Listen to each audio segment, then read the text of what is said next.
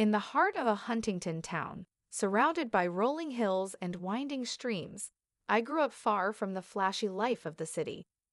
Our small, worn-out house had creaky wooden floors and windows that looked out onto wide fields. It felt like a world all its own. It was here, with the simple warmth of family love, that my story began. My parents weren't rich in money, but they were rich in kindness and wisdom. My father, a local carpenter, had rough hands from years of work, but a gentle touch. He not only built furniture, but also taught me the values of hard work and humility.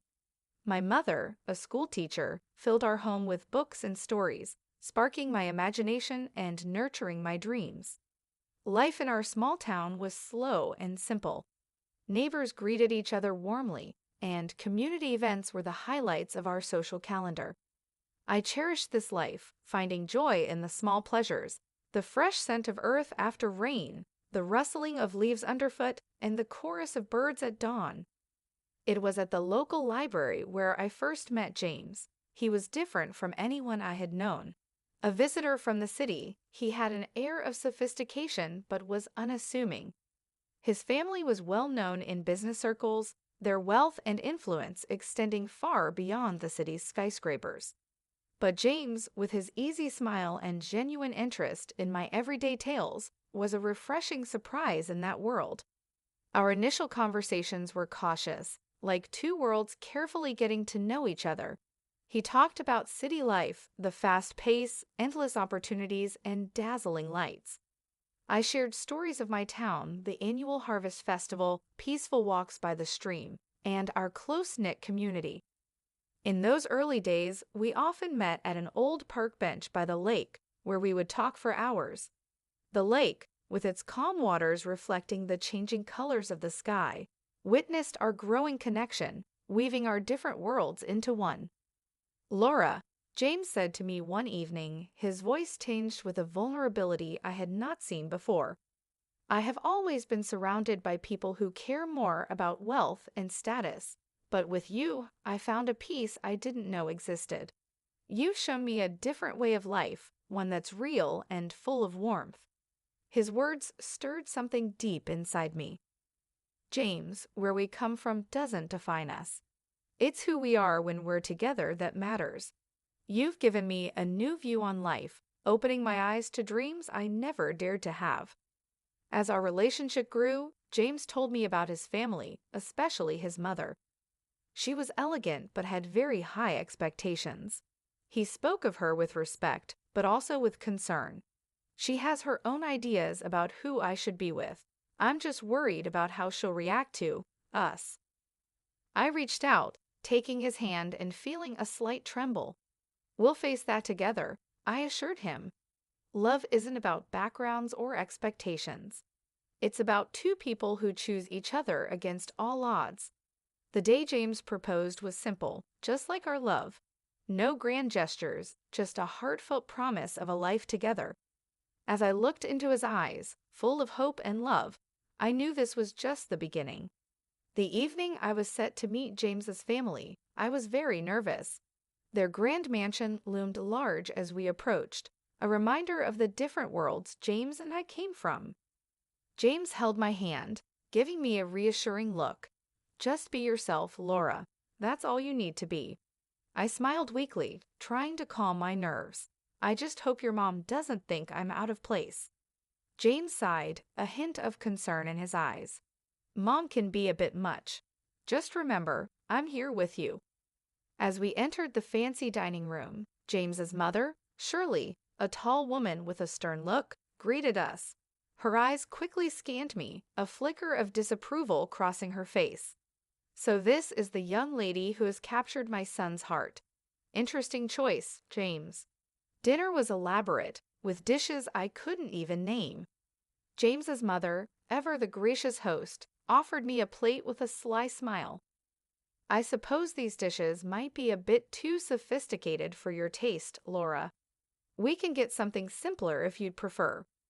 I felt embarrassed but managed a polite decline. "No thank you, I'm always eager to try new things." As the evening went on, her comments became more pointed. She eyed my dress, a simple but neat outfit, and continued to make subtle remarks. I had thought it was appropriate. Is that what passes for evening wear in your town? It must be challenging to find good clothes on a modest budget.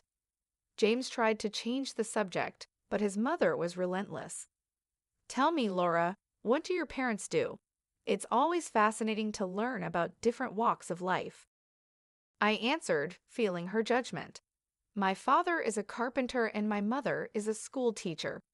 Oh, how quaint, she replied, her voice dripping with condescendence. Hardworking people, I'm sure, but I suppose they couldn't offer you much in the way of a financial head start. The meal continued with her taking jabs at my small-town upbringing, my parents' humble jobs, and even my salary, which she somehow knew about. Each comment was polite but sharp enough to hurt. James was visibly uncomfortable, and his attempts to defend me only seemed to amuse her more. As we left, James's father, Richard, pulled me aside and offered a kind smile.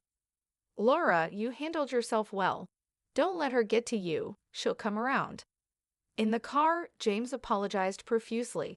I'm so sorry, Laura. I didn't think she'd be this harsh. I sighed, feeling a mix of hurt and determination. It's okay, James. I knew it wouldn't be easy, but I love you, and that's what matters. That night, as I lay in bed, the sting of his mother's words lingered. But beneath the hurt, a resolve was building. This was more than just about fitting in. It was a test of our love and my strength, and I was ready to face it head-on. As the wedding day approached, the air was thick with excitement and growing tension. Shirley, who had taken it upon herself to oversee the preparations, seemed to find pleasure in belittling my ideas and choices at every turn. One afternoon, while discussing the wedding plans with James and his mother, the topic of the wedding dress came up. I had chosen a simple yet elegant gown that I felt reflected my personality. James's mother, however, had other ideas. That dress, Laura, it's so plain. Don't you want to make a statement on your big day? After all, you're marrying into the family, she said, her voice laced with a patronizing tone. James squeezed my hand under the table, giving me a supportive look. Mom, Laura looks beautiful in that dress. It's her choice, and it's perfect. But his mother was relentless. Oh, James, let's be realistic. This is a high-profile event. People expect a certain standard. Laura, dear, you should consider something more fitting of our family's status. I tried to keep my voice steady, though her words stung. I appreciate your concern, but I really love my dress. It's special to me. She waved her hand dismissively. Well, it's your day, I suppose, but remember, it's not just about you. It's about how you represent us, too. As the days went by, her comments became more frequent and hurtful. Marian criticized the flower arrangements, the menu choices, and even the invitations. Each remark was a subtle dig at my background and my inability to meet her high standards. James and I often talked about this late into the night. I can't believe she's being so difficult, James would say, frustration clear in his voice. I wish she could just see how amazing you are and how happy you make me. I would lie there in his arms, feeling a mix of love and sorrow. I knew it wouldn't be easy marrying into your family, but I didn't expect it to be this hard. The wedding day dawned bright and clear, a stark contrast to the turmoil inside me. My parents and I had worked hard to make everything perfect despite Marian's constant criticisms. As I dressed in my simple but elegant gown, I hoped the day would pass without incident.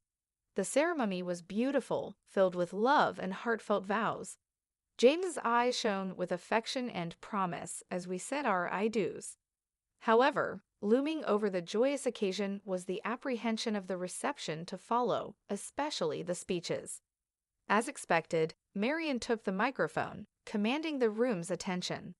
The air was thick with expectation as she began to speak. Ladies and gentlemen, she started, her voice loud and clear. Today we have gathered to witness the union of my son James with Laura, a person from a different circle. Whispers spread through the guests, and I felt a cold shiver run down my spine. She continued, her words sharp and unyielding. While some may commend James for his charitable heart in lifting a beggar from the streets, we must be cautious. It's essential to keep our family's reputation and standards high, not let them be diluted by those who are clearly freeloaders seeking to elevate their status by clinging to a family of higher standing. The room fell into a stunned silence. My parents looked at me, their faces a mix of shock and hurt. James's face was a mask of disbelief and anger. The guests, a mix of our friends and James's high society acquaintances, looked on uncomfortably, unsure of how to react. My heart sank, and a deep shame washed over me. Her words were not just insults, they were meant to belittle and humiliate me in front of everyone we cared about. As she finished her speech with a forced toast to our future, the applause was hesitant and quiet. The room was wrapped in an awkward silence, the joy of the occasion spoiled by her venomous words. James stood up, his voice trembling slightly. "I'm sorry, Laura. This isn't what I wanted." His eyes were filled with love and sorrow.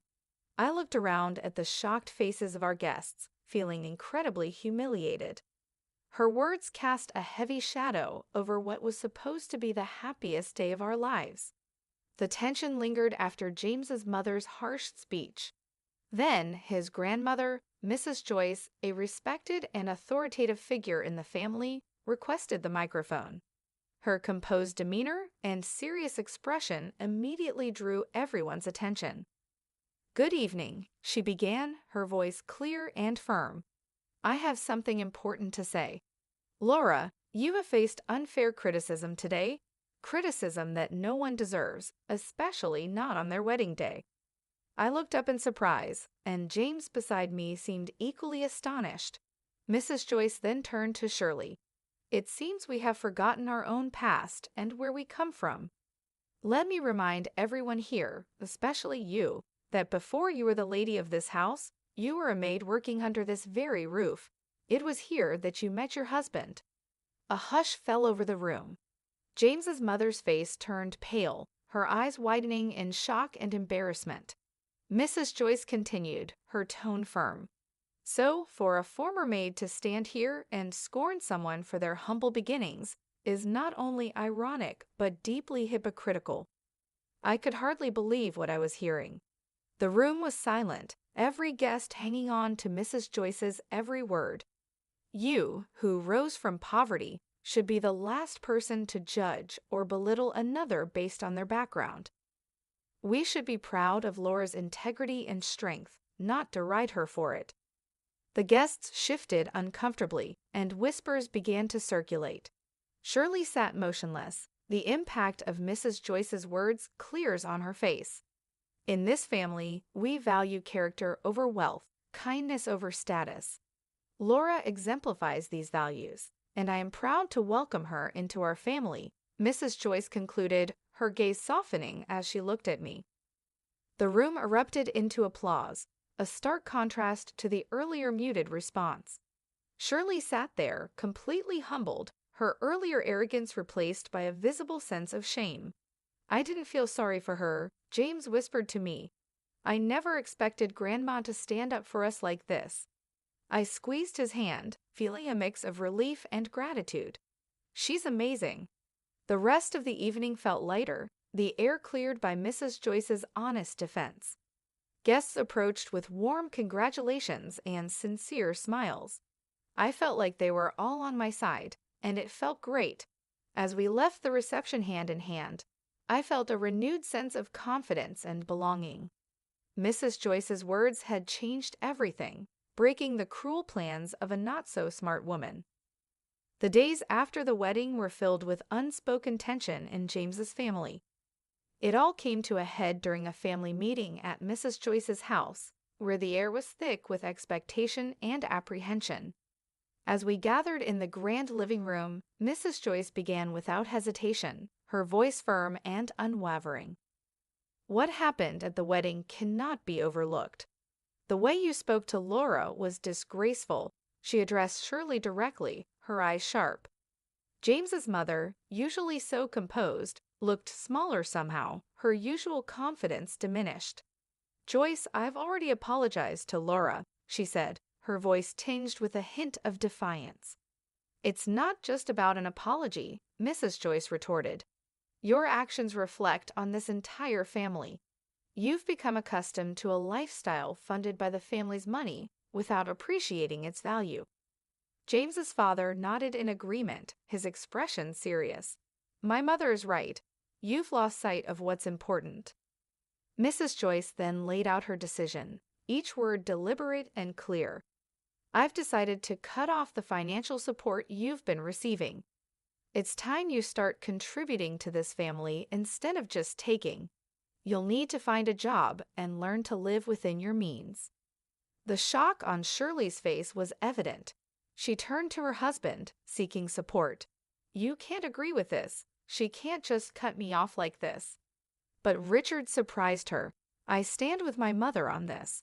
You've gone too far this time. It's for your own good. Shirley's eyes filled with anger and disbelief, her usual poise crumbling under the weight of her new reality. James, who had been silent, spoke up, his voice steady. Mom, Grandma's decision is harsh, but it's fair. You need to understand the impact of your words and actions. I sat there watching the scene unfold, feeling a mix of sympathy and relief. James squeezed my hand under the table, silently supporting me. The meeting ended with James's mother in a state of shock, slowly realizing her situation. She was clearly used to living off her family, and the thought of working gave her a headache. I could barely contain a chuckle. As we left, James leaned in close. I never thought I'd see the day when Mom would be at a loss for words, but maybe this is what she needs to change. I nodded, feeling a cautious hope for the future. Perhaps this will be a new beginning for her, for all of us. The family reckoning had been tough but necessary. It was a pivotal moment that promised to reshape the dynamics within James's family, hopefully for the better. The honeymoon was a welcome escape for James and me. As we walked along the sunrise beaches, the soothing sound of the waves provided much-needed relief from the recent family turmoil. One evening, as we watched the sunset, James wrapped his arm around me. I'm sorry our wedding turned into such a drama, Laura. I wish things had been different. I leaned into him, feeling the warmth of his embrace. It's okay, James. It wasn't your fault. What matters is we're together now, away from all that stress. James sighed, looking out over the ocean. Yeah, but when we go back, we'll have to face the reality of my mom's situation. It's going to be tough for her. I nodded, understanding his concern. Maybe this will be a chance for her to grow, to see things from a different perspective. We spent our days exploring and our nights talking about our future. The challenges we had faced seemed to strengthen our bond, reaffirming our love for each other. On our last night, as we packed our bags, James looked thoughtful. You know, Laura, everything that happened made me realize how important you are to me. I can't imagine going through life with anyone else. I smiled, touched by his words. I feel the same, James. We've been through a lot, but it's only made our relationship stronger. We can handle whatever comes our way as long as we're together. As we headed back home, I felt ready to face whatever the future held, knowing we had each other. I felt a sense of peace. The honeymoon had not only been a break from the chaos, but also a time for us to strengthen our bond and prepare for the new chapter in our lives. We were returning to a changed reality, but we were doing it together, stronger and more united than ever. The future was uncertain, but I was ready to face it with James by my side. Coming back from our honeymoon, James and I were unsure of what awaited us at his family home. The car ride was quiet, both of us lost in our thoughts about the new family dynamics. As we arrived, the first thing we noticed was the absence of James's mother. Inside, we were greeted by his grandmother, Mrs. Joyce, who wore a knowing smile. Welcome back, you two. I suppose you're wondering about the changes here, she said, her tone light but with an undercurrent of seriousness. Yes, where's Mom? James asked, looking around. Mrs. Joyce took a deep breath, her smile still in place. Well, after you left, Shirley caused quite a scene. demanding that I restore her financial support. When I refused, she decided to leave. She's now living in a small apartment and, from what I hear, is looking for a job. James and I exchanged glances, the news sinking in. It was a drastic change from the luxurious life she was used to. And there's more, Mrs. Joyce continued, leaning in as if to share a secret. Your father is considering a divorce. He's had enough of her antics. It seems like she finally pushed him too far. Well, she brought it upon herself, James said, his expression a mix of shock and relief. I can't believe it. I knew things would change, but this is more than I expected. I reached out, touching his arm. It's a lot to take in, but maybe this is for the best a chance for everyone to start fresh on a more honest footing. Dinner that night was oddly serene. The absence of James's mother was felt, but not in the way we had anticipated. The conversation was more open, and for the first time in a long time, it felt like there was a real sense of family. As we drove home later that evening, James was pensive. I always hoped for a change, but I didn't expect it to happen like this.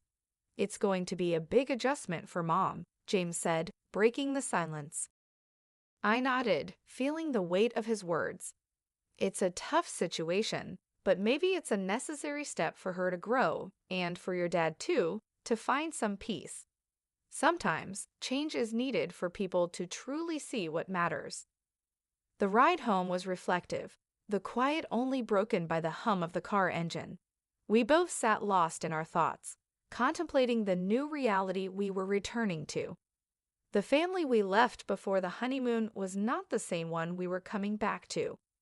It was a sobering thought, but also, in many ways, a hopeful one. As we drove through the familiar streets, I thought about how much had changed in such a short time. James's mother, who had always been a looming figure of control and criticism, was now facing a reality without the financial cushion she had relied on for so long. It was a dramatic shift, but one that might lead to her personal growth. Perhaps, without the comfort of easy money, she would learn to appreciate the smaller things in life and understand the value of hard work and humility. James's father, on the other hand, seemed ready to break free from the toxic dynamics that had ruled their marriage. His decision to consider a divorce was shocking, but it also held the promise of peace and a fresh start. For years, he had been caught in the crossfire of his wife's demands and expectations. Now, he had the chance to find happiness on his terms, without the constant strain of living up to someone else's standards. The family we were returning to was not the same, and that realization brought a mix of emotions. There was sadness for the pain and upheaval, but also a glimmer of hope for a better future. Change, though painful at times, was often the path to something better, and we were ready to face it together. As we pulled into our driveway, James turned to me, his eyes filled with a mixture of determination and love. No matter what happens, we'll face it together. This is our chance to build something new, something stronger. I smiled, feeling a renewed sense of confidence. Yes, we will. We've already been through so much, and it's only made us stronger. Whatever comes next, we'll handle it. We stepped out of the car, hand in hand, ready to face whatever the future held. The path ahead might be uncertain and challenging, but with James by my side, I felt ready for anything. Together, we would navigate this new chapter, embracing the changes and growing